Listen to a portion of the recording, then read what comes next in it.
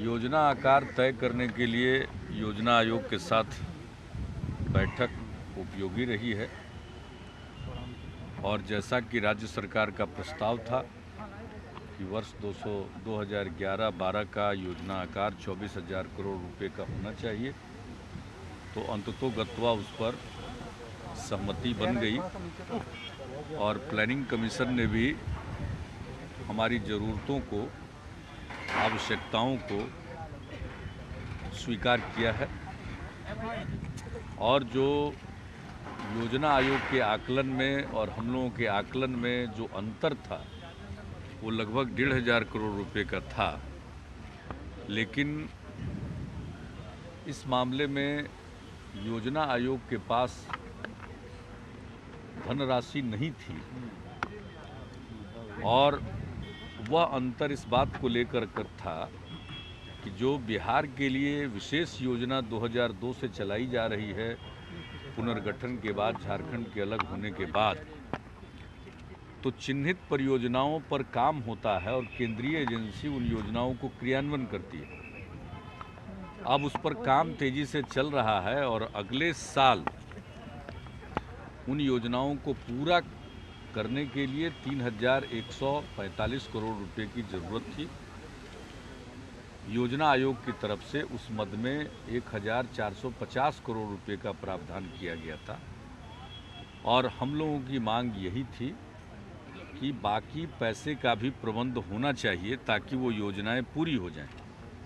चूँकि उपयोगी योजनाएं हैं, 10 स्टेट हाईवेज हैं, जो हमारे सब ट्रांसमिशन की योजनाएं चल रही हैं, बरौनी और काटवी के रिनोवेशन और मॉडर्नाइजेशन की स्कीम है, पूर्वी गंडक नहर प्रणाली के जीर्णोद्धार की योजना है, सोनपुर और दीघा के बीच में रेल सह सड़क पुल में जो सड़क का कंपोनेंट है वो है, और जो मंजूरी 2004 में इन लोगों ने दी थी सड़क की, उसमें अप्रोच रोड शामिल नहीं किया था। तो हम लोगों ने कहा कि बगैर दोनों तरफ के अप्रोच रोड के उस पुल की उपयोगिता नहीं हो पाएगी।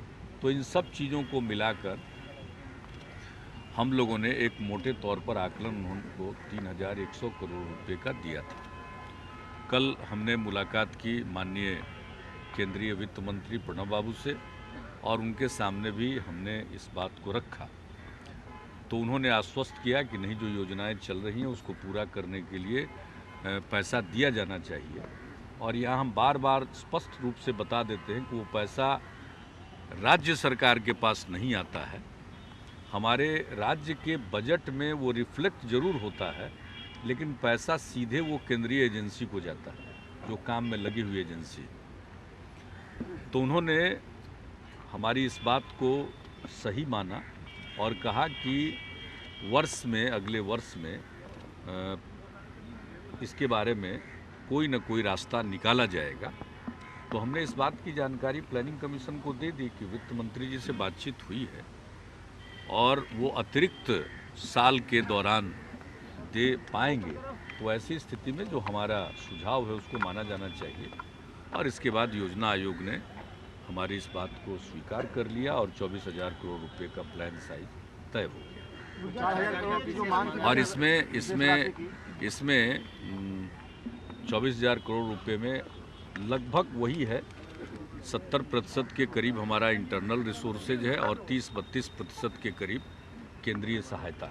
इंटरनल रिसोर्सेज में जो राज्य सरकार टैक्स वसूलती है या राज्य सरकार का हिस्सा जो केंद्रीय करों में होता है, और जो हम बोरो करते हैं, ऋण लेते हैं राज्य सरकार अपने बलबूते पर, उसको मिलाकर ये 70 के आसपास है और केंद्रीय सहायता 30% है।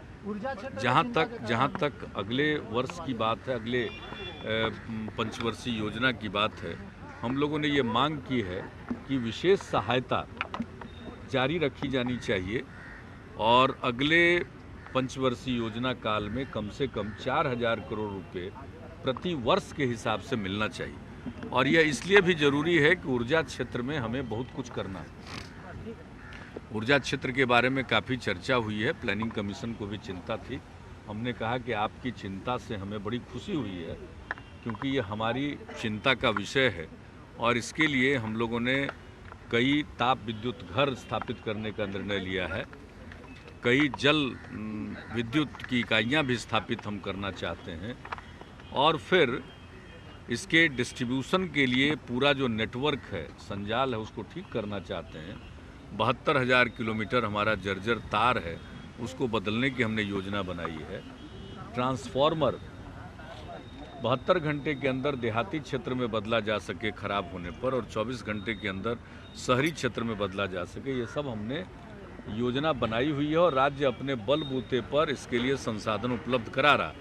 तो इन सारे चीज़ों के लिए और नई विद्युत इकाइयों की स्थापना के लिए, ताप बिजली घर के लिए हमें ज़्यादा पैसे की ज़रूरत होगी।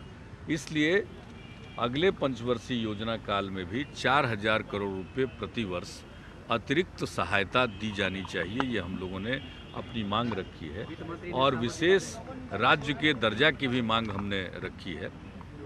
तो इन सारी बातों का जिक्र है। केंद्र के रवैया के बारे में जब तक वो हो नहीं जाता है तो उसके बारे में मैं क्या कहूँ। हम अपनी बात कहते जाएंगे। आज न कल हमारी बात को पॉजिटिवली सोचने का माहौल पैदा होगा।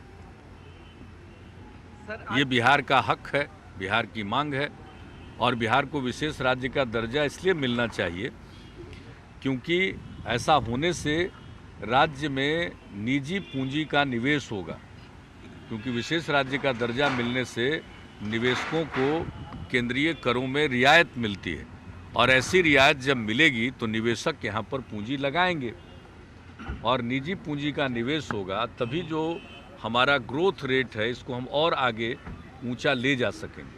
सर, प्रधानमंत्री के साथ आज तमाम मीडिया हाउसों के जो संपादक हैं उनकी बैठक हुई है। सर, बैठक में भ्रष्टाचार एक अहम मुद्दा के रूप में सामने आया। प्रधानमंत्री जी ने भ्रष्टाचार के मुद्दे पे कहा कि सख्त कार्रवाई की जाएगी, लेकिन महंगाई के मुद्दे पे उन्होंने कुछ नहीं कहा। क्या आप मानते हैं?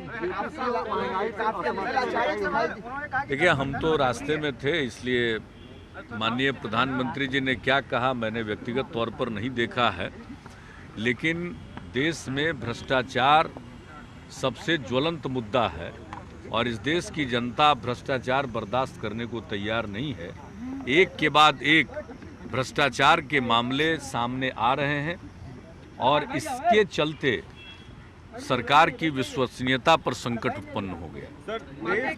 और अब प्रधानमंत्री जी भ्रष्टाचार के मामले में कुछ करने की बात कह रहे हैं। हालांकि बहुत विलंब हो चुका है, लेकिन विलंब से ही सही उनको कदम उठाने चाहिए। सर, देश में सरकार की कुछ मजबूरियां होती हैं और मैं उतना दोषी नहीं हूं जितना मुझे दिखाया जा रहा है। देखिए, सवाल इसके में व्यक्तिगत दोष का नहीं है। किसी ने प्रधानमंत्री जी पर व्यक्तिगत तौर पर कोई दोषारोपण नहीं किया, लेकिन यह बात प्रधानमंत्री जी के इस कथन से स्वयं साबित हो गई है कि दाल में कुछ काला है।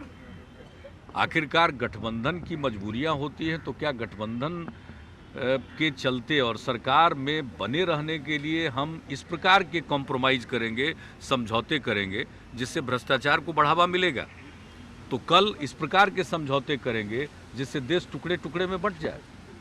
यह बात किसी को स्वीकार्य नहीं हो सकता। जनता फैसला करेगी। अगर गठबंधन की ऐसी मजबूरी है कि गठबंधन बनाए रखने के लिए, सरकार चलाने के लिए भ्रष्टाचार को बर्दाश्त करना पड़ेगा, तो वैसी सरकार को चलाने से मना कर देना चाहिए, इनकार कर देना चाहिए, और तब देश की जनता विशाल बहुमत से उस व्यक्ति को लौटाकर सत्ता में पहुंचा देगी। लगता है सर बिहार का अनुकरण कर रही है केंद्र। देखिए साहब, बिहार का में तो हमारे पास सीमित संसाधन है और हमारा सीमित दायरा है, लेकिन बिहार में भ्रष्टाचार के खिलाफ कारगर कदम उठाए जा रहे हैं और एक एक करके।